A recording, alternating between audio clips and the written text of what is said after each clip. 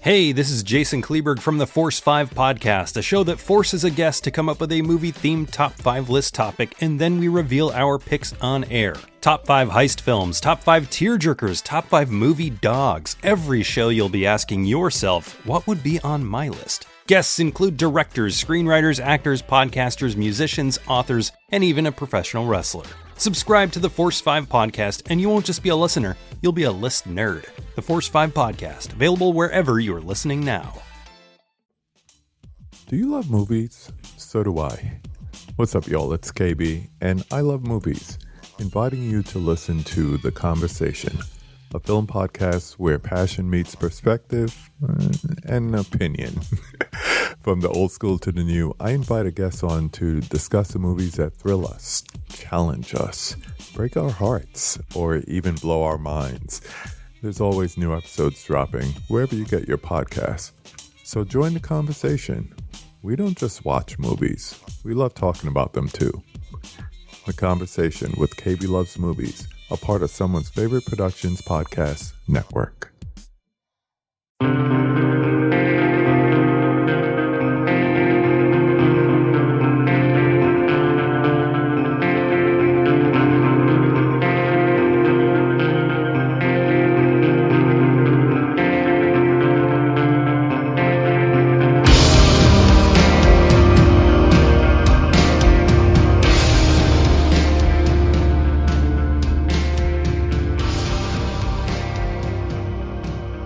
What initially drew you to the role of Shooter McGavin in Happy Gilmore?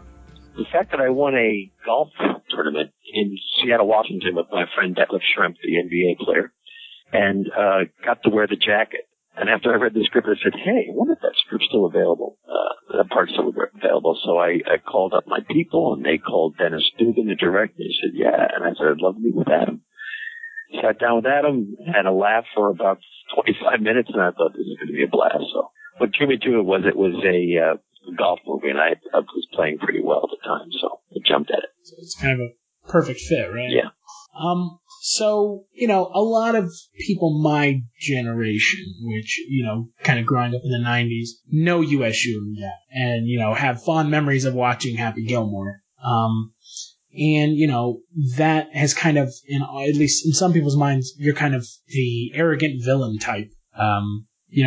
How do you feel about that kind of being maybe not legitimate typecasting, but something that, a lot of people see you as, you're the bad guy in Dirty Work, you're the bad guy in Happy Gilmore. Yeah, well, that's what I always say. That's the same producers, by the way. The thing I always say is every story needs the bad guy. And these happen to be comedies. I'm like the go-to guy for a comedic bad guy for a while there, so it was pretty great. I didn't want to repeat myself too much, so I stopped doing them after a while. And that pissed some people off, but there you go. But I mix it up pretty good. I don't like to, yes, when I was starting out, please typecast me. I need to work. I want to work. I love to work. But at that point, there comes a point where, someone says, I wrote this great part for you, then you read it, and it is the biggest, on paper, the biggest jerk in the world. And I thought, wow. So I guess that's how they think of me. I got to do something about that, which I did. I just went out and did completely different things, and I still come back to it because I love it. It's great fun playing those arrogant, pompous people because they're among us in abundance. Go to any airport, you'll see these guys. It's pretty fun. Right. So when in your career do you feel like you kind of made that transition from, comedic villain to, not kind of shirking that typecasting and moving on to something else? What was kind of the role that you feel like got you out of that funk? Well, it depends. I mean, I could give you all kinds of names of movies, but the people who are listening to this and tuning into Shooter McGavin won't know these movies.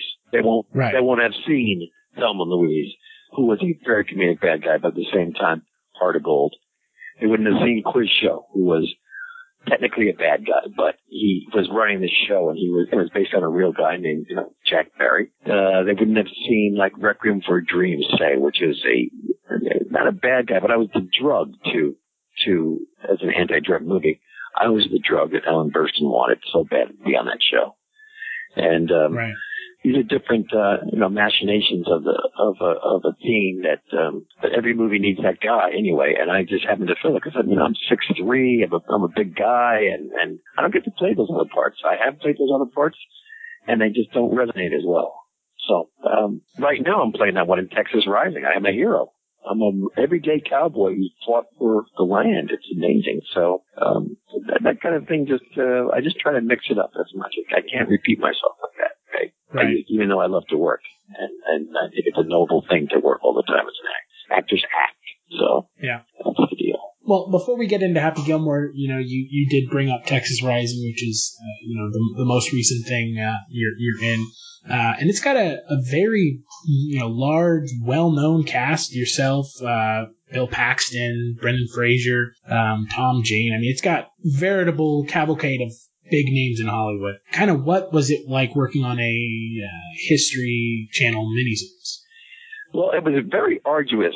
I'll tell you what. We were in the middle of Mexico in a not an international town, so everybody spoke Spanish. But the accommodations were quite nice, and we get up at 6 o'clock in the morning. We drive for about an hour to the most pristine sets. My favorite was the John Wayne Ranch, where the town of Victoria was built, and environs around there. And you go on a bumpy road for about 30 minutes, and sometimes 45 minutes, sometimes an hour. And you close all the windows in the car because the dust is, suffocating. But it was up at an altitude. It was about 5,000 feet, so it wasn't as hot. We all thought, although there were days that were bad like that. The experience was something I'll never forget. I'm kind of do as I do, not as I say kind of guy. Which means that basically I kept a pretty good as the captain of the Texas Rangers. I kept a pretty good work ethic going. I never complained. I was the first one on the set. I was always ready to work.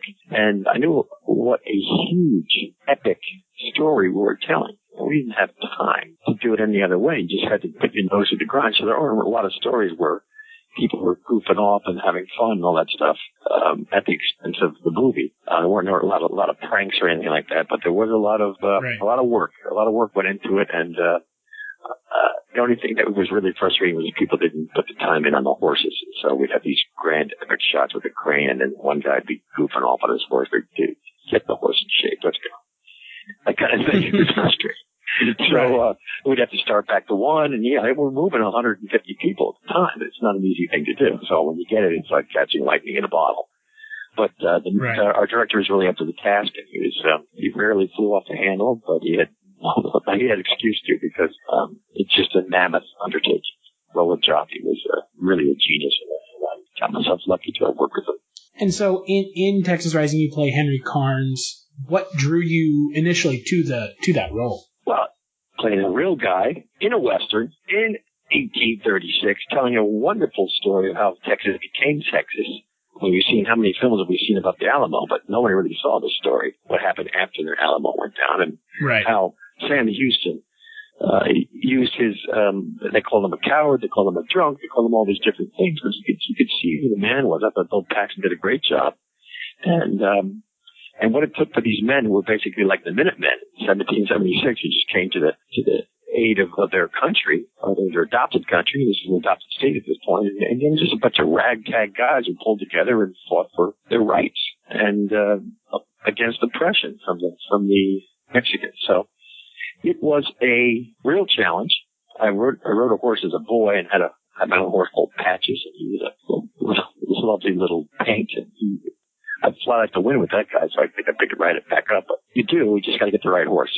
So once I got that taken care of, I was ready. The gun work was tricky because they're all muskets. So one shot and reload for 10 minutes. Whereas Brendan Fraser's, whipping an arrow out and shooting people right and left. So it was really interesting and very challenging. I wanted to work with all these guys. I love Ray Liotta. I love Bill. I love Brendan and Jeffrey D. Morgan and Chris Flubber, Lisa Corio, and all these guys it was a real good hang. And like I said, it was a challenge to live by example. And that was my character too. So I embodied it. Live hard, fight hard, play hard. Kind of. Right. Yeah. Yeah, I can only imagine what it was like on that set. I mean, the amount of people involved with it. When I first read about it, I was like, holy cow. Yeah. like, this is a massive undertaking for History Channel, and, you know, they've kind of come into their own with these mini-series. The other one, the Happy McCoy's broke all kinds of records, yeah. So, same producer, Leslie Greif, who was, for my money, one of the most, interesting and old school, hands in everything. He's kind of like the Joel Silver of the producers. And he made that Heckles and McCoys, and then he followed up with this one, which is, it's breaking records too. It's doing very well for the History Channel, and I just hope it goes on because it was a joy to be part of. With 109 speaking parts, you knew you weren't going to say a lot of words, but you tell that story, drive the story. It was a great story to tell. And it's still going. The next episode is next Monday. Yes, our final night's Monday, yeah. Good. Are you on the first? I'm assuming it's broken up into halves. I haven't gotten a chance to see it yet. I was going to watch it when it finally aired fully, or I was able to get my hands on a DVD. So, are you on the first half? What episodes are you on? I am throughout, and when it goes to series, I will be the man, which is another thing that attracted me to it. Because if it goes into another miniseries or goes into a weekly, like the Vikings, if they do very well over there at the History Channel. I would be the go-to guy that runs the Texas Rangers. Ian Theriot, who comes playing a very key, important role. And we just tell the story of how these guys took it from there and kept the peace with the Indians, parlaying with the Indians, and keeping some kind of treaties until the trains came through on the big race, and they pulled all the treaties away and just started killing people. But it was a great time to be in the Old West, and I want to tell you. You have to be up to the task, but it is stunningly beautiful to be out there away from the sun. If you're looking for more horror outside of the mainstream, look no further than Unsung Horrors, a podcast about underseen horror movies. I'm Lance. And I'm Erica. Every other week, we'll cover a horror movie with fewer than 1,000 views on Letterboxd. We'll even give you double feature recommendations to pair with the movies we discuss. From gothic to shot on video, from slashers to comedies, from giallo to J-horror. We'll cover all the subgenres. So join us as we unearth these hidden gems of horror. Follow us on Instagram, Twitter, and Facebook, all at Unsung Horrors, available wherever you listen to podcasts. And part of the Someone's Favorite Productions podcast network. Are you a film fan who loves the ultimate home video experience? Look no further than The Disconnected. Your host, Ryan Verrill, is your go-to source for the latest and most accurate information on home video releases, exclusive interviews with industry insiders and filmmakers, and has established a thriving community where every film and physical media enthusiast feels welcome. From hidden gems to blockbuster hits, The Disconnected brings you insider knowledge and a welcoming space to share your love of cinema. Watch every Thursday night at 9:30 Eastern, 6:30 Pacific for the live announcements show, and follow The Disconnected on social media to stay updated. Subscribe to The Disconnected on YouTube or on the podcast provider of your choice, and dive into a world where every movie night is an adventure. Phones and nothing. You couldn't get a signal if you tried. Nobody had sunglasses on. It was a kind of like squint and bear. I love that. Right. I love that. I thought it was completely different from the guys I play in suits all the time. So it was refreshing. Or on a golf green. Yeah. Yeah, exactly. Was that the first time you had been in a Western? I done it on stage to great effect. And When You're Coming Back, Red Ryder, I played a guy who was obsessed with the Old West and the loss of innocence in America when we had heroes to look after, and who was basically suffering from PTSD. And then I did another one when I came back from that play. I was doing it in Santa Fe, New Mexico, and I had a full beard. And I came back, and there was a cowboy show on television. And it was a three-parter. It was with Chuck Connors and people like that. So I was riding horses in that one. I had a great time. But this is the first real one I got to really sink my teeth in. So I would enjoy the heck out of it. I love the locations. They're spectacular. And on my days off, I would just go to the set, get on my horse, ride around, help out where I could on the set, see my other co-stars work, and climb back on my horse and ride another 3 miles, and had a great time. Very bonding with my horse. It was good. Yeah. So let's kind of transition to some questions about Happy Gilmore, obviously. I already kind of asked you what drew you to the role. What was it like? What was kind of the atmosphere on set like? Because this was obviously early 90s. Mid-90s, yeah. Adam Sandler movies. 95, I think.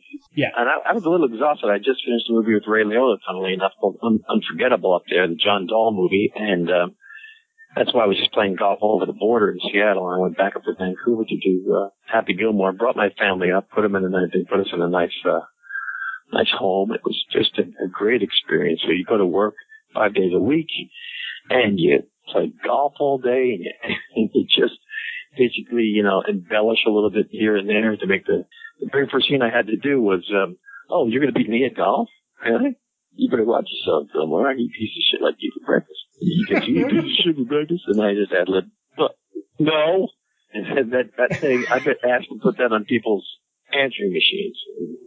Signing on autographs. It's a long line, but people think it's hysterical. So. And that was ad-lib? Yeah. No, the last bit was ad-lib. The last bit was. Yeah, but you know, it was really funny. The little things we did here and there, like signing boobs, and he would sign an old lady's boob just to one up on Shooter. It was pretty funny. But we had a gas doing it. I mean, and to be fair, that line is kind of made by your reaction at the end. That's what I ad-libbed. Yeah. Yeah, it's really made by no. Yeah, like an 8-year-old caught boy. in your own bullshit. Yeah. Funny. So, you know, it has, you know, looking back on it now, it's one of the films that people look at as Adam Sandler's, you know, his best. Because it has, you know, a memorable villain. It has Adam Sandler. It also has, you know, the Bob Barker scene. Tremendous, yeah. And Jackass, the guy I hired to throw him, it was pretty funny. And, you know, Carl Weathers. Was Stiller. He was brilliant. Yeah. And then Ben Stiller uncredited as well. Julie was fantastic when we went to the happy place. Oh my God, what a girl. She's fantastic. And now she's doing well for herself as well. Obviously. Oh, she's got one of those things that's called an actor's dream right there, to be on the #1 comedy for the last 5 years. And she's got a couple of trophies. She's well deserved. She's very good. I'm happy for her. Yeah. So, you know, what was the what was it like being on set with Adam Sandler at the time when it was kind of, you know, he was, I wouldn't say just starting out, but it was his second film, I believe. His second, you know, starring film, him in the main role. I know there was a lot on his plate, but he, you know, he did produce it as well, and his company did, of course, but I was most impressed. He was in every scene practically, but he was open to play. He was open to collaboration. He took things and then went next to, you know, the ad-lib thing and went a little bit farther. He even came out, he had 2 days off on the whole thing, and I was shooting on the whole thing with Richard, you know, Mr. Lurch.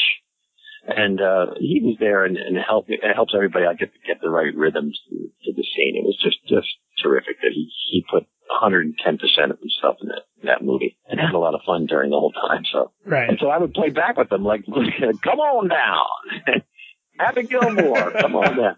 Just to keep that whole thing. That wasn't in there. I just kind of threw that in, and it was just fun to mess with them. And so that leads into my next question. How much kind of leeway and improv was there on set? Because obviously you've mentioned 2 times now that we're improv. So how much of the kind of iconic lines or, you know, just your performance in general was ad-lib? Well, I don't know if it's so much a percentage I can put on it, but I just know there were certain scenes that we just kind of played with and tweaked. So I don't know, just to give it I would say, you know, not a heavy amount, but it was a pretty good script to start with. But I would say a good 8 to 10% of it was inspired on the location, on the scene, and we just played with what we had. It was pretty funny. And, you know, what scene are you most proud of, you know, from the film, I guess? What scene, and then second question would be, what's your favorite Shooter McGavin line from the film? Let's see, what scene was, I'll tell you what scene I was most afraid of. I had to kiss Grandma with a kiss mask on. And not just kiss her, but, you know, swallow that tongue. So there's a moment. Right. There's a moment. They saw me, you know, trying to make out with her. I was hiding her face, of course. You know, Frances Bay, God rest her soul, was a trooper. And they said, no, Chris, go for it. Just go for it. You know, I didn't know how to, you know, she was like, relax. She goes, I gotta wear this silly mask. I said, it's Kiss. It's a big group. It's, anyway, we got to the scene and heard the second or third take, and then I just went goofy and just kind of swallowed the whole tongue. And I said, why not? Let's go there. If you want to get me started, and I'm one of those guys that will go there, and that's the one that's in the movie, of course. Right. But I have to say my favorite scene was the scene where I finally get a shot. Because, it was the thing about the movie was pretty one-sided, in that Happy makes a 30-foot putt. He's coming on strong. And Shooter misses has the yips and misses 6-foot putt, something like that. So the best way to miss a putt is to try to make it. And that's what I did. I tried to make every one of them. And if they left out perfectly, they did, and I do it again. But then they got the editing room, and all the ones that I put in, it kind of raised the stakes a lot. But the Shooter guys really got game. People are screaming and yelling in the background, but he puts it in. So the ad-lib, when that ball came out there, I just ripped it apart with my glove. And, then the line that was in there, go back to your shanties. That was funny. But the one that I really loved was everybody was betting. And there were people that were on my side that were betting for me.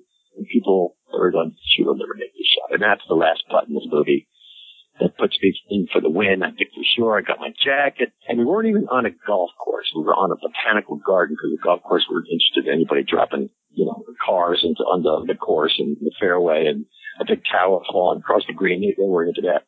So we did it on the botanical garden. And if you watch the ball, it just bounces everywhere. So I said, give me like 7 tries. He said, Chris, that's all we're going to do. We don't have the time. So the first one leapt out. Dang it. The second, third got close. I think it's the 5th. It goes in. And that's the natural reaction in my head. I was so stoked that it went in. And choke on that, baby. So that was pretty fun. And you got throwing the club around. Adam stole that, he stole that bit from me. And he would throw the club to his bearded, caddy, and he'd grab it. It was pretty funny. Things like that. We just messed around and had fun. Nobody knew it would have the legs it has, believe me. It was a pleasant surprise. And that I get stopped all the time. People go, sure. And I just have to, throw a gun out or something like that. Right. That's just something I thought of, like, we'll call him Shooter, so he's got to, every time he makes a putt, he's got to, whip the gun out, or any kind of a great shot. So to this day, when I play golf, I pull the guns out when I make a good shot. I would hope so. I was about to say, I would hope so. Yeah. So that was something that you came up with. Yeah. Wow. Because that's one of the most iconic things from the film, is your taunt that you would do whenever you would make the shot. Exactly. Yeah. It was in the lines that was all that stuff about, like, somebody's closer, and here's a free lesson. The 600 is it? Yeah, you're fired. That kind of stuff was in the script, but then, the guy's name is Shooter, so I figured he's an arrogant guy. He's very full of himself. It's his torch, his time. The reason they call him Shooters is because, it's just this gun thing that's stupid, but it's kind of like in your face. Shooter make the putt and boom, baby. Just, competition. That's what makes these sports films so memorable. And my personal favorite line from the film that you had is the goddamn people go back to your shanties. Oh, yeah, exactly. That was that moment where I was somebody knocked out that ball. I just attacked it with my putter. It was pretty funny. Go back to your shanties. This is golf, people. Go back. Talking to Dennis Dugan and he's saying how great Happy Gilmore is, and then you're like, I just saw 2 bikers like screwing in the woods. Yeah, having sex on an 8. How am I supposed to bet with that kind of stuff going on? Yeah. But that was a reading. I just went off. I lost it. It's got to get him off the tour. That was my whole thing. Yeah. This guy's, he's ridiculously talented, but he can't putt. But he's making he's stealing all my thunder. So it just, worked me up. So I just basically held back until he said that. Yeah, he's doing great. Yeah, it's great. Hello, this is Chris Haskell from They Live by Film. For those that don't know us, Adam, Zach, and I, we built a podcast over the last 2 years that's a combination of film discussion from 3 very different perspectives, as well as industry interviews with the leaders in boutique Blu-ray and 4K community. We started with Dev Crocodile, but over time we've been lucky enough to speak with Arrow Video, Severin, Mondo Macabro, Vinegar Syndrome, Radiance, Indicator, most of the OCN partner labels. It's been a blast. You can find us wherever you podcast, and also actually recently as part of Someone's Favorite Production Podcast Network. We hope to see you online. So I just kind of unleashed on them. It's pretty funny. Right. So, looking back on it now, it's been, 20? Oh, who counts? Right. It will be coming up soon. Yeah. The 20th anniversary. Yeah. What kind of effect has the film had on your career, other than kind of the whole arrogant villain thing we talked about? What effect has it had on your career? Well, it goes into like my, an actor gets in his lifetime 5 really great parts. And when Happy Gilmore came along and then had those kind of legs, it just kept climbing up the charts and then bumped one of mine off. I thought, wow, this movie really has an impact on people. They love to watch it. Whenever it comes on TV, when it seems to be on a loop, you have to sit down and watch it and laugh and have a good laugh, which is very cool. And it stuck with me for a long time. At first, I was afraid of it, but then I just kind of embraced it. And I guess I don't know what I tried to mix things up and do those other films that are completely different from that. I think Texas Riding, for example, completely different from that. But at the same time, I look back on it fondly. I'm glad people respond to it because, it's not a sporting event or, God forbid, a golf course you can get on with without getting like the whole shooter love. But, walking through airports or things like that, people just yell it out. They yell out, shooter! I do air pistols and I just keep walking. Sometimes I mess with people just because it's fun. But it's what's amazing about it is it's generational now. I mean, you grew up in the 90s. You're a kid when we were making this movie, and you're a fan now. It's 2016, so it's got legs, and I must say I'm happy with that. It's what an actor wants. Could be a lot worse. Could have been Porky's. It could have been really not good, but the movie holds up. It's quite funny. Right. And I knew that they were talking at one point about making Happy Gilmore 2. I mean, I've heard it off and on forever because, again, I would say that for me, it's my favorite Adam Sandler movie, primarily because of your character. I think, and I don't know, Adam Sandler aside, I think that your performance in the film kind of outshines him. Well, that's very kind of you. I wouldn't say that out loud too often, but I don't know. Maybe that's maybe that's why I haven't worked with Adam again. It's very straight. Because he's afraid of you outshining him again. Well, I don't know if it's outshining per se, but I wasn't at his the thorn in his side, and we didn't hang out and buddy up so much. But on the set, we had a blast. But it just, he hires all his friends and stuff, and I do love him. I think he's a great guy, and what can I say? I would love to work with him again. There's tons of things I can do, and he does all kinds of crazy things. Now he's doing his Western now, and it's just he's one of the biggest ones out there, the biggest stars out there. So. But to answer your question about the sequel, I don't think he's big on sequels. It's been proposed to him many times. And I think the only one he ever did a sequel to was one he produced that his buddy was in called, what was the one about the Gigolo? Deuce Bigalow. Deuce Bigalow. And then he had Deuce Bigalow 2, and I think it didn't do very well. Then he did Grown Ups 2, too, also, because I don't think that the pressure from the studio, look, there's a place to make money here, and you got to do it. But I don't think personally, he's told me personally that he doesn't really want to do sequels to anything. I know personally that if we got another Shooter McGavin, Happy Gilmore face-off, I think everybody would be happy, myself included. I think so too, and it's a Shooter store.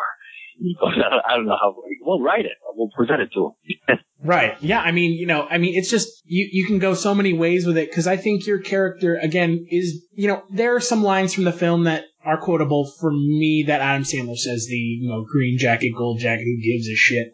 That's a good one. Yeah.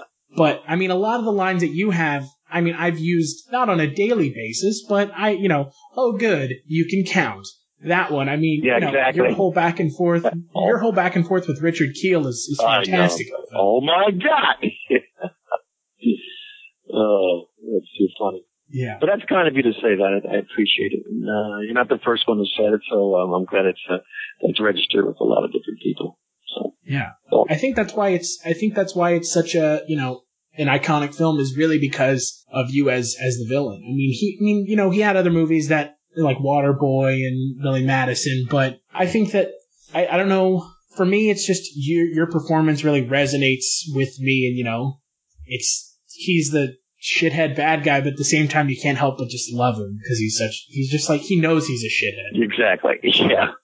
Yeah. Because I don't really judge. You can't really judge the guy. Yeah, and as you read, you go, boy, he's a jerk. But you have to relish in that. You have to relish in the fact that this guy's got these motivations. And you have to find the reason why he is who he is, or else he's just a cardboard villain. You don't want to do that. So you got to find out why he's such a big baby. He wants to be king of the world in golf.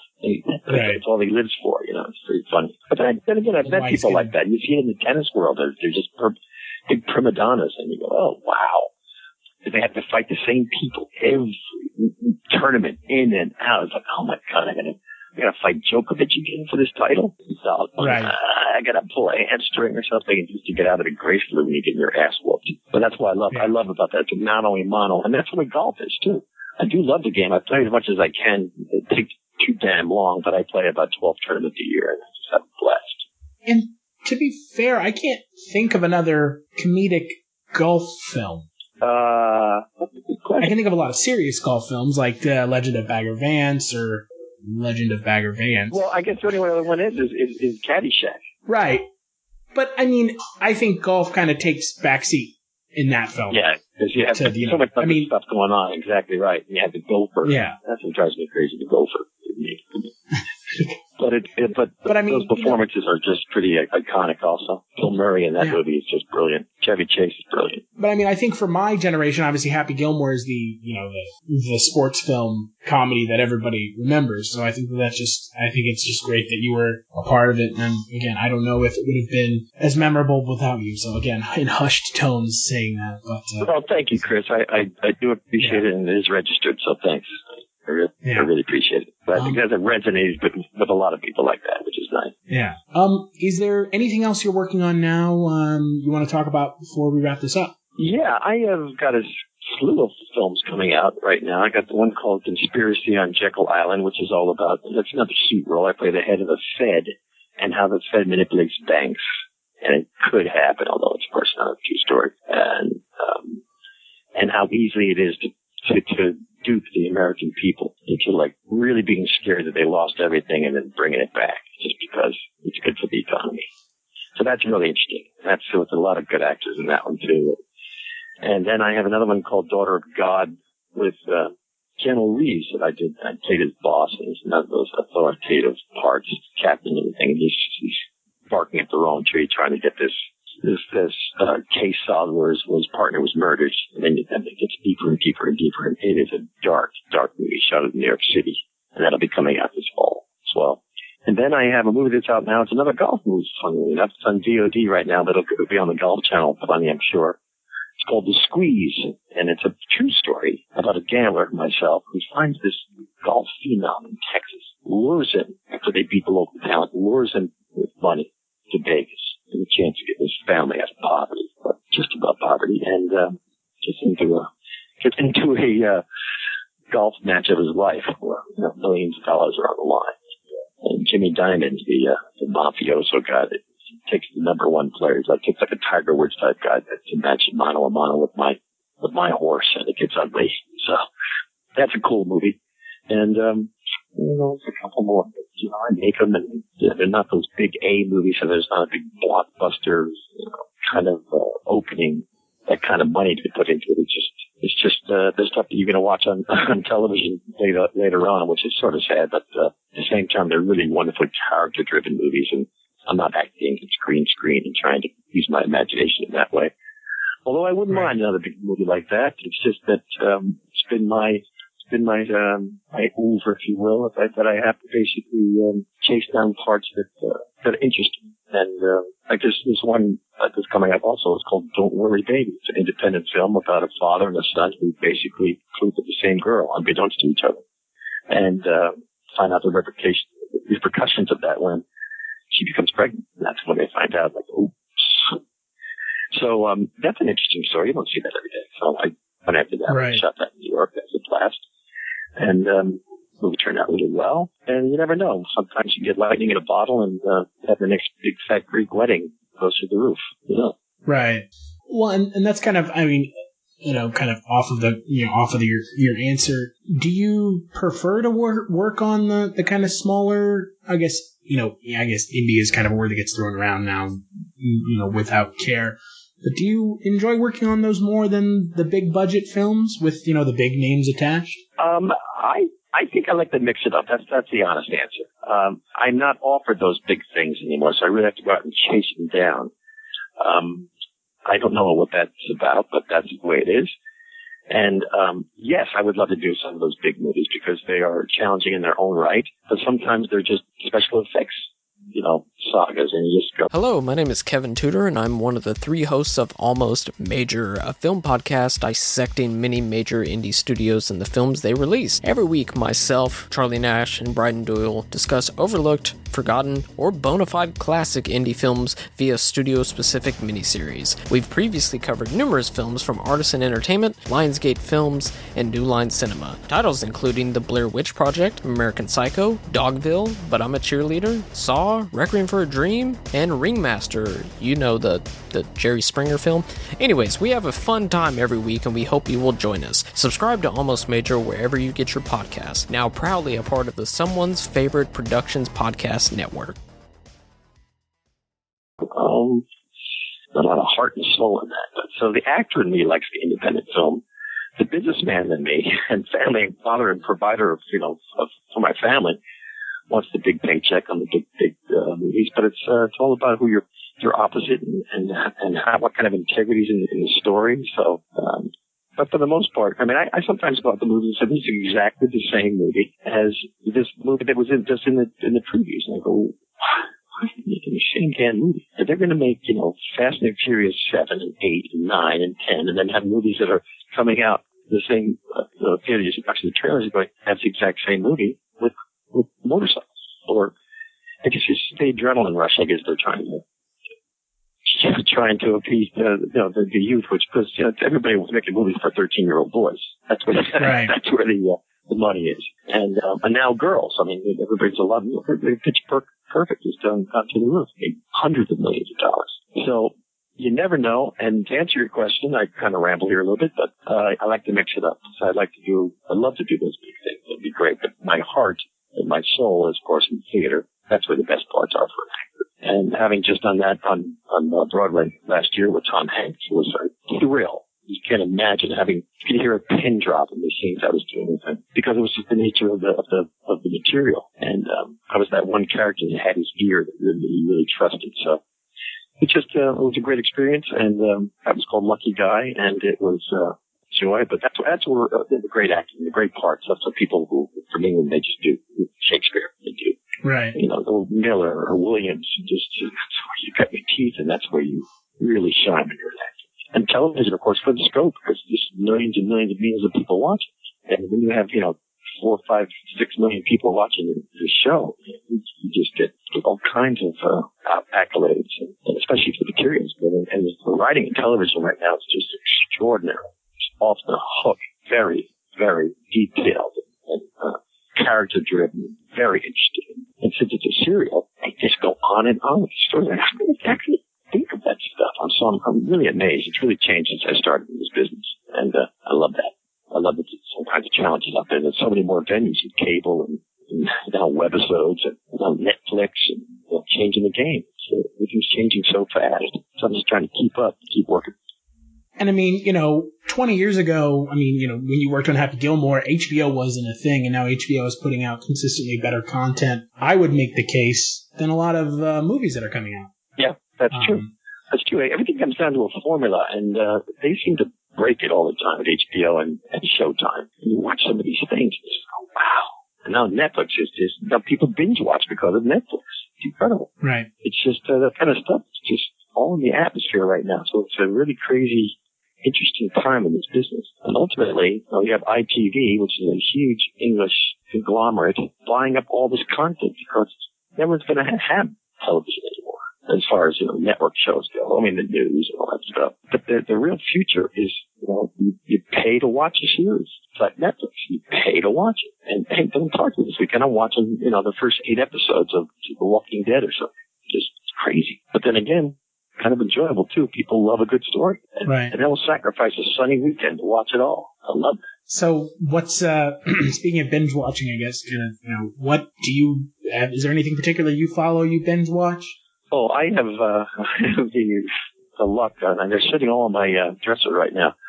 I vote for the Emmys, so I have every show in their fantastic packaging sitting here waiting for me to watch. Everything from Orange is the New Black to all the things Netflix does, and True Detective and all these great things. But I'll get into one. Like I get into a couple of big ones that I just love. And I think like Breaking Bad was amazing. The Mad Men was amazing. And just kind of go, man, I wish I could be in that show. I think I'm one of the guys that just leaves it up to my agent, so I should go down there and demand it, damn it. Right. I want to be on Mad Men. I don't want to be on Mad Men. It's perfect for me. So, right. Yeah, but that's not the way it works. So, but I guess I have to have more of a voice in it because you can't blame other people. All those baseball movies that came out, those war movies that came out back in, I was running through the ranks. I didn't get one of them. I didn't get up for them. I didn't even in the mix. So now it's a lot different. So it's shot at them, which is good. And I mean, have you, in your career now, have you been trying to get more of these, TV serial parts? Is that something you focused more on, or is it, just kind of everything? I'm looking at everything. I'm looking for the next great part, something that will really resonate. Not unlike Happy Gilmore and Shooter. Something that people will go, oh, that was so great. So that when something that gets me excited. I had it with this great series with Kathy Bates that David E. Kelly wrote. It's called Harry's Law. I came out of the guest star. It was flamboyant. It was crazy. It was full. It was like nobody else could do that, McDonald. You did that. You brought it. And they made me a series regular. And I loved it. And it was challenging because it was legalese. I was closing these cases, and your closing arguments are just pages and pages of dialogue. And I worked my ass off on it. And I had more fun and more response from people. To this day, they start like, well, why did they cancel that show? 10 million viewers per week on average. I don't know. It's all about this Nielsen's rating.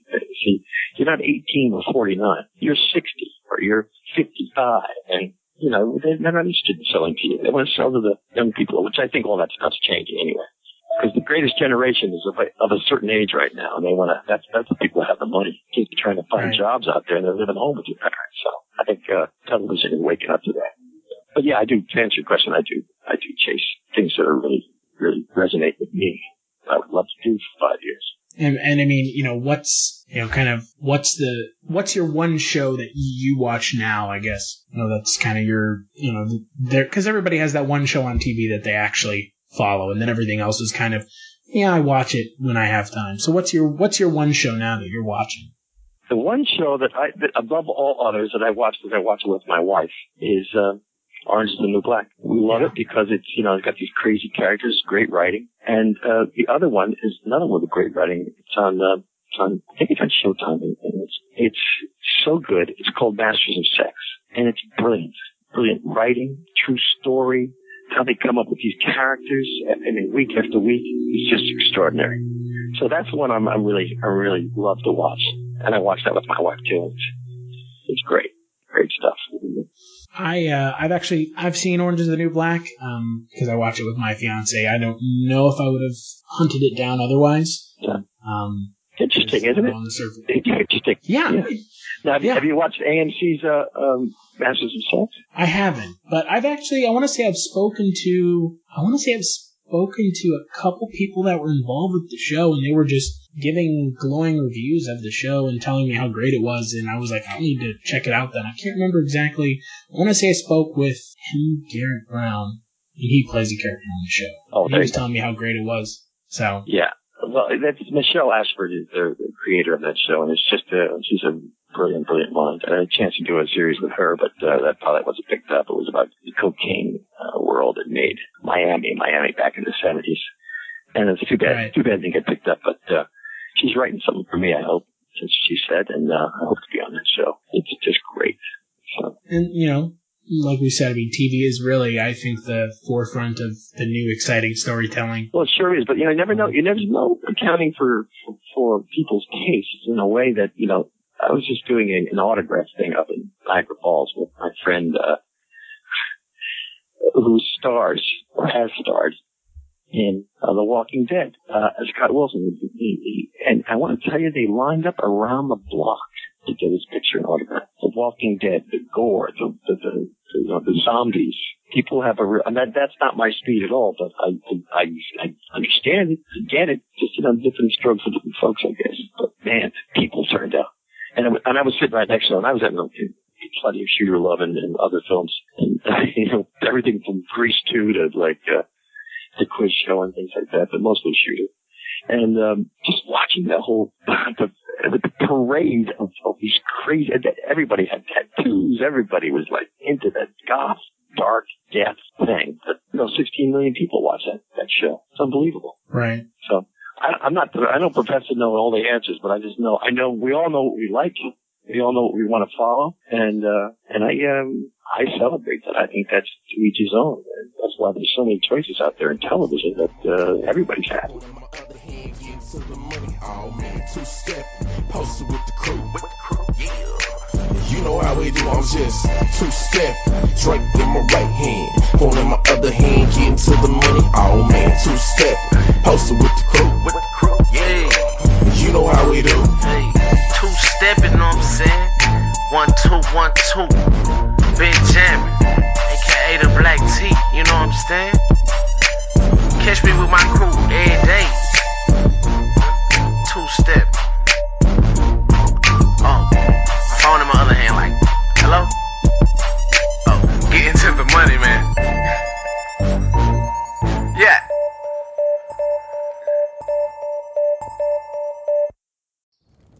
Have you ever wanted to dive deeper into the horror movies you love? Beyond the Blood is a horror podcast for fans who want more than just surface level screams. We do deep dives into the movies that shaped us, digging into director commentaries, behind-the-scenes stories, deleted scenes, and the special features that most people skip. Each episode is a love letter to the genre. We break down how these films were made, the creative risks that paid off or didn't, and the lasting impact they've had on the genre as a whole. From 70s slashers to modern nightmares, we celebrate the craft, chaos, and characters that keep us coming back. If you're the kind of fan who rewatches movies with the commentary on, or you simply grew up in the video store horror aisle, the Beyond the Blood podcast was made for you. New episodes every single week. Subscribe, and let's dig deep. Welcome to the Beyond the Blood podcast.